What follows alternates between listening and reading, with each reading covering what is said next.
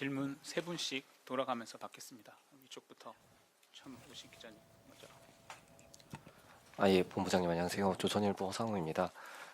첫 번째 질문은 박능호 장관께서 오전 국회 법사위 질의 때 질병관리본부에서 중국 전체에 대한 입국 금지 요청한 적 없고 이런 내용 보도가 잘못된 것이라고 말씀하셨는데, 질본 차원에서 중국 후베이성 이외 지역으로 입국 제한을 확대하는 안을 중수본에 검토 요청한 적이 한 번도 없었던 건지 명확하게 답변 부탁드리고요.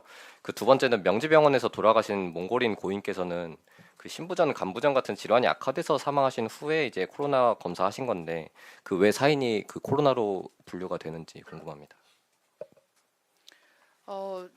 몽골 먼저 답변을 드리면은요.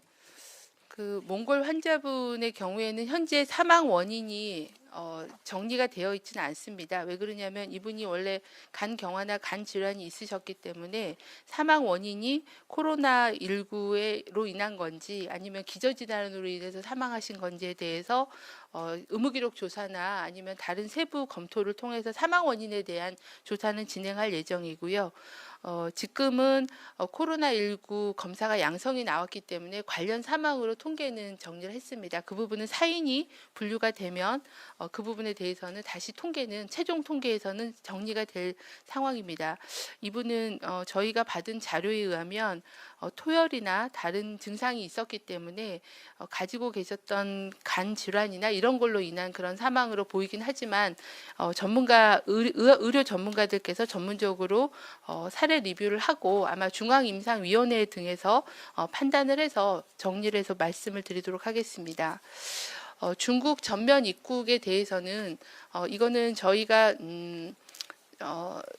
어느 정도 수위로 할 건지에 대해서는 정부 내에서 많은 논의와 토론이 있었습니다.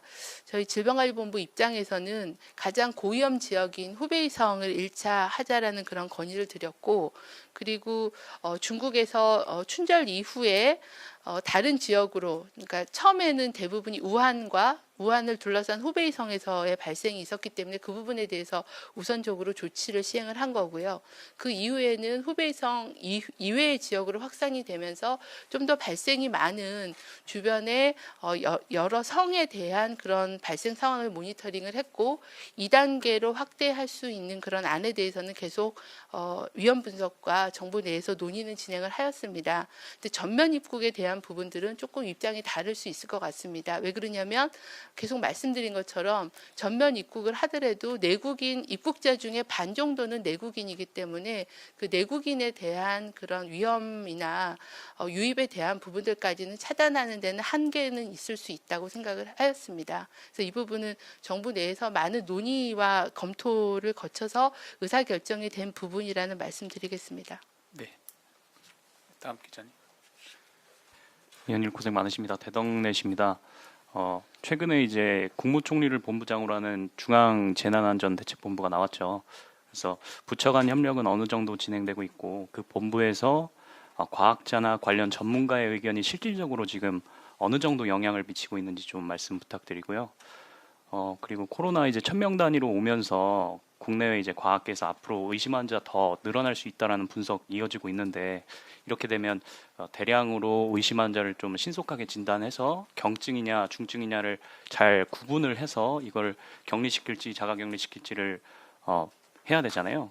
근데 이제 그 현장에서는 그 신속 진단하는데 이 키트를 신속 허가하는 법안으로 지금 잘 해주곤 있긴 한데 이게 더 앞으로 좀 더 전폭적으로 열려야 된다는 얘기가 있는데 이 부분에 대해서는 좀 어떻게 생각하시는지 말씀 부탁드리겠습니다.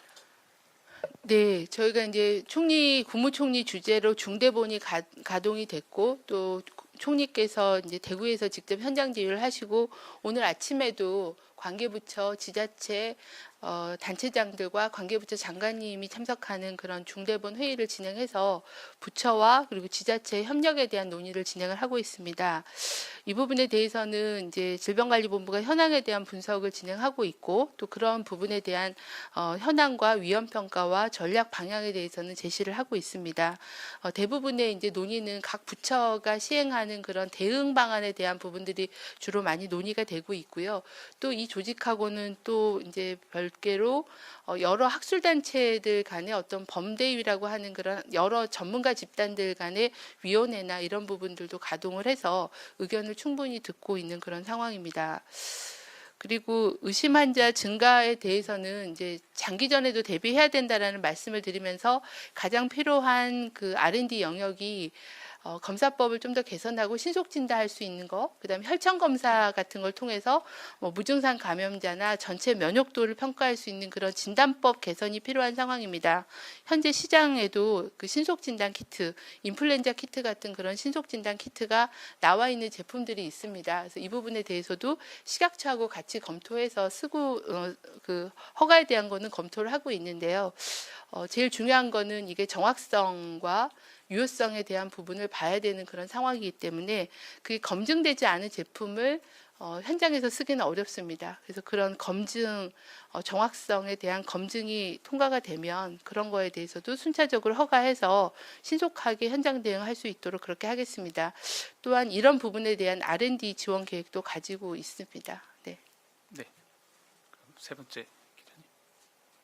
서울경제신문 우영탁입니다. 현재 위중하신 분이 몇 분 정도 있는지 궁금하고, 그리고 치명률이 사실상 1%를 넘는 상황이 됐는데 후베이성을 제외한 중국보다 훨씬 높은 상황이거든요. 취약계층 위주로 집단 감염이 일어나서 그렇게 된다고 보는데 치명률을 낮추기 위해 가장 필요한 대책이 무엇이라 보는지도 궁금합니다. 아울러 검체 채취에서 어려움을 겪어서 검사 속도가 느려지고 있다는 지적이 있는데 어떤 부분이 어렵고 어떻게 대응하실 계획이신지도 궁금합니다. 일단 환자 상태는 저희 담당 팀장이 좀 정리해서 말씀을 해주시고요. 치명률에 대해서는 지금 저희가 사망하신 분이 현재 이제 12명까지가 이제 사망자가 발생한 상황입니다.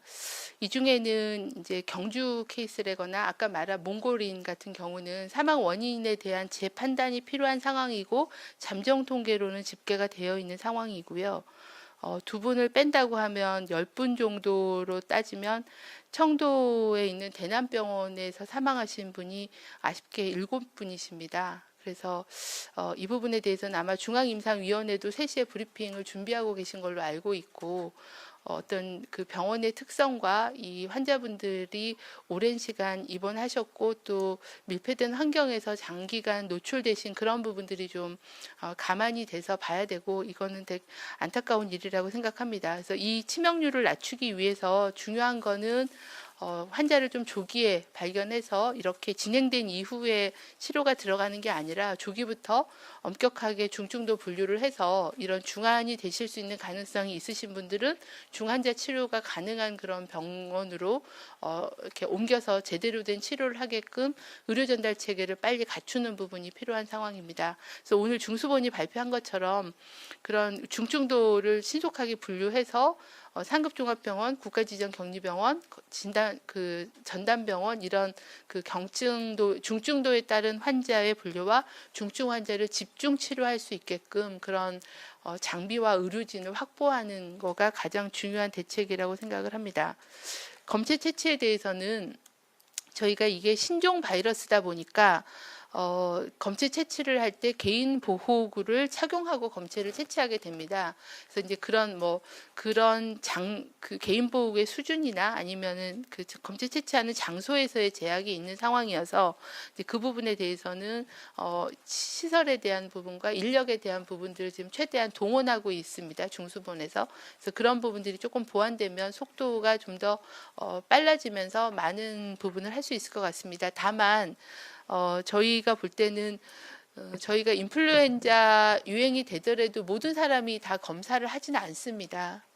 그래서 이제 조금 그 검사에 대한 부분들도 우선순위를 가지고 진행을 해야 되는 부분이 있어서 그런 부분들에 대한 조정도 일부 해서 필요한 검사가 필요하신 분들이 좀 더 빨리 검사 결과를 받을 수 있게끔 그런 검사 시스템도 좀 정비를 하려고 진행을 하고 있습니다.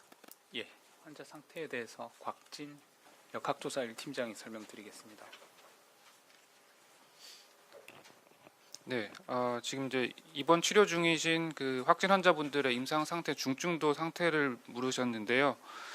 우선 저희가 그 산소 마스크 치료나 아니면은 발열이 38.5도 이상 있어서 중증으로 분류하는 분들은 현재 13분, 오늘 현재 13분이시고, 그다음에 인공호흡기, 그러니까 기관 삽관을 하고 인공호흡기를 적용하고 계시는 분들이, 그래서 저희가 이제 위중하다라고 말씀드리는 분들이 오늘 현재 5분 있으십니다. 세종으로 질의 넘기겠습니다. 두 분 순서대로 질문 주시기 바랍니다. 예, 이투데이 김지영입니다. 그 앞에랑 비슷한 질문인데요. 코로나19 유입 초기에 일본에서 코로나19의 국내 치명률이 후베이성 이외 지역 치명률인 0.16%보다 낮을 것으로 전망을 했었습니다. 근데 오늘 기준으로 치명률이 대략적으로 한국에서는 1%, 이탈리아 3%, 이란 20% 정도 되는데 이 현 시점에서 코로나19의 치명률을 어떻게 판단하고 계시는지 설명 부탁드립니다. 네, 그 치명률에 대해서는 아직은 환자분들이 다 치료를 또 받고 계시고 또 유행이 종료가 돼야지 정확한 치명률에 대한 추정이 가능하다라고 계속 말씀을 드렸고요. 중국의 치명률 통계도 이제 계속 통계가 진행되고 또 최근에 논문들이 나오면서 치명률의 수치는 계속 변하고 있는 그런 상황입니다. 그래서 이 부분에 대해서는 지금은 유행이 진행되고 있고 또 특수한 상황들이 있어서 일관되게 어디가 높다 낮다 얘기할 수는 없겠고요. 중국에서 발표된 논문을 저희가 뒤에 첨부를 하긴 했습니다.